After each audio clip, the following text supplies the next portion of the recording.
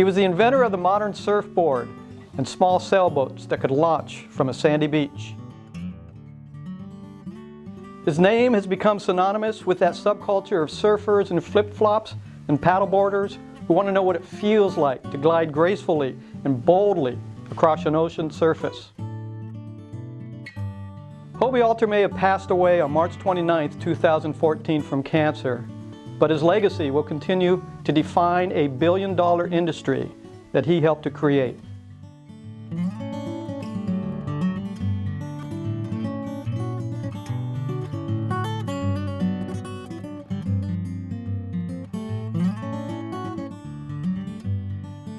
We're here with Jeff Alter, Hobie's youngest son and president of Hobie Designs here in San Juan Capistrano. Jeff runs the company's surfboard-manufacturing and licensing divisions. And Jeff, thanks for having us here. You're welcome. Thanks for coming and visiting our little showroom here. I love it here, by the way. So for those who may not know your father, Hobie Alter, and I know it's hard to believe, he's such an iconic figure in the surf industry, can you give us sort of a thumbnail sketch of who he was and what he accomplished? Yeah, I can give it a shot. He was, in 1950, he got into surfing, and he would come out from Ontario to Laguna Beach and to their beach house. And he just got into surfing, or was actually interested in surfing, and decided then there wasn't a lot of surfboard manufacturers. So he saw a couple guys that had boards and tried to figure out how to build his own because he couldn't afford to buy one, and they weren't really readily available. And he talked to a guy, Walter Hoffman, got him some balsa wood, sort of taught him what to do, and built a surfboard. And when he completed the board, somebody wanted to buy it. Wow, first board. The first board. That's amazing. So he then, built another one, and so on and so on, and it just turned into a surfboard building business in Laguna Beach. He had a shop in his garage, right? The house is still there in Laguna Beach, and he built balsa wood surfboards, and that was sort of the start of his brand and his business. And he, went on to get involved with skateboards and did the Hobie Cat in 1968. He kind of moved on from still doing surfboards, but we did foam and fiberglass surfboards, and then into the Hobie Cat, and now basically we do a whole range of water sports products that are kind of a high quality on the water. We've built our brand and our lifestyle around sort of fun water products. We talked before about your father being this sort of genius manufacturer, this genius engineer, but yet it was sort of intuitive for him to design things, correct? Yeah, he's just kind of a build a better mousetrap kind of guy. I mean, he did a lot of other products that you've never seen, whether it was a golf club or stuff that he did for himself or personally. But he could look at anything and want to redesign it. He had a lot of the products that came about were sort of his desire. He thought it'd be fun, and it wasn't a big market research to see if it would sell or not. It was more about, I think this would be a good product, and all of a sudden people would follow and want to buy the product, and that's kind of the way we still move forward. We kind of, whether it's SUP or whatever it is, we kind of keep trying to better what's already out there. The Hobie brand sort of remains a constant symbol of the surf industry even to this day. What do you feel that says about your father and his contributions to the surf industry? I think it's amazing. I mean, it's he started back in 1950 and was very involved in developing the foam and fiberglass that our current boards are made out of today. From top of the state-of-the-art surfboards are still made the same way that he developed in the late 50s. So it's fun, it's exciting, it's a kind of a little niche-y sport, but it's a big sport, but it's still a very creative, handmade, handcrafted sport. And most of the products made here in USA and handcrafted still, so it's pretty cool. Hobie was inducted into the National Sailing Hall of Fame in 2011. He was inducted with such individuals as Dennis Conner, who won 4 America's Cup, and Ted Turner.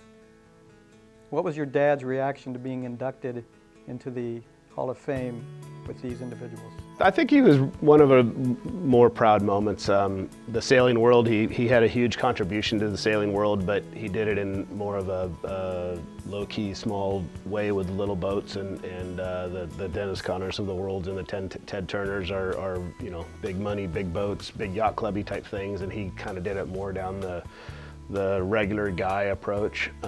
So for them to recognize him and induct him into that, it was really great for him. Your dad was 80 years old when he died of cancer in March of 2014, and there was this huge memorial out at Dana Point. Can you describe a little bit about that experience? It was pretty incredible. We had two memorials, one in the Aliso Canyon and one in Dana Point, and we didn't really plan it to be any kind of a big public event. We kind of kept it pretty quiet and just let it happen, and thousands of people showed up and paddled out, and people came in boats and kayaks and power boats, and it wasn't just a surf paddle out. It was pretty spectacular. Thousands of people around the world, yes? Yeah, people came from all walks of life. And again, we did it rather quickly. We didn't really try to make it a big event because that's not really what we wanted to do, but we wanted those that wanted to come to have the ability to come, and they did. I think we talked about a story where you came out to Dana Point Harbor on a boat, correct? Yeah, well, we took a sister ship called Mantis, that is a sister ship of a 60-foot catamaran that my dad built, that he has, and we took that to spread his ashes off of Laguna. And on the way back, it was pretty spectacular because we got into a pod of dolphins, and it was they were on all sides of the boat and followed us almost all the way back. And as we came around the corner of Dana Point, we came across the paddle out, which was sort of the plan, and that kind of it was an amazing event. When you saw that, when you saw the reaction and the thousands of people who showed up to pay tribute to your father, what sort of emotional reaction did you have at that moment? It was all pretty emotional, but to me it was amazing how many people he touched and how he went through his whole career. Honestly, I don't think he made an enemy, and he was a very honorable person. I think that was the biggest point for me.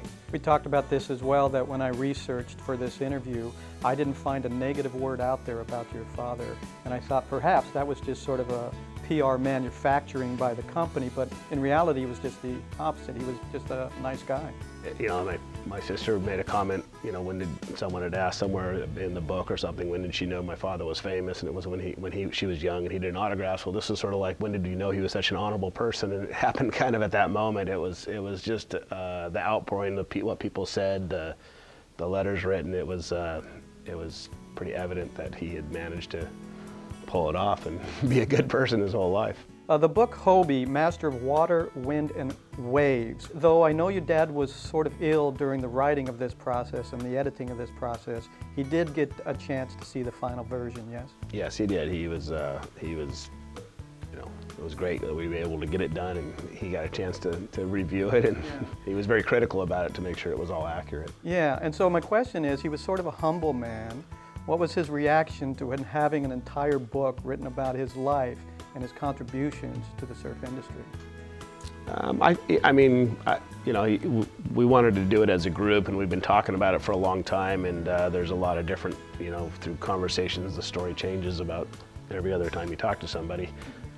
I lived in Hawaii, which we didn't, So, it's good to kind of get it all down to, into a book, and to have him be able to assist with the stories. And unfortunately, we started a little bit late, so he was sick then, so it was a little tough. But it was really important to him that it was as accurate as possible. And the good news is it's been out for a while now, and we haven't really heard anyone too much say that there's any inaccuracies in it. In the end, what sort of legacy do you think your father leaves behind? It's probably the surf lifestyle that we all get to enjoy now, from everyone, the Quicksilvers, the Billabongs, there's been a whole lifestyle built and businesses built around surfing and water sports, and back when he did all that, it didn't really exist. So I guess it's probably the surf lifestyle is probably the amount of he touched a lot of people around the world via surfing or sailing. When he started manufacturing surfboards, there was no industry there, really, right? and it has become a billion-dollar industry. Yeah, there was nothing or very little there, if anything at all, and probably they just thought they were a bunch of crazy surfers, but yeah, it's become an industry, it's become a lifestyle, we all live it right here in our own, from you go to the beaches, and that whole lifestyle was certainly driven with a lot of the stuff that he did. Jeff, thanks again. I really appreciate it. Thank you.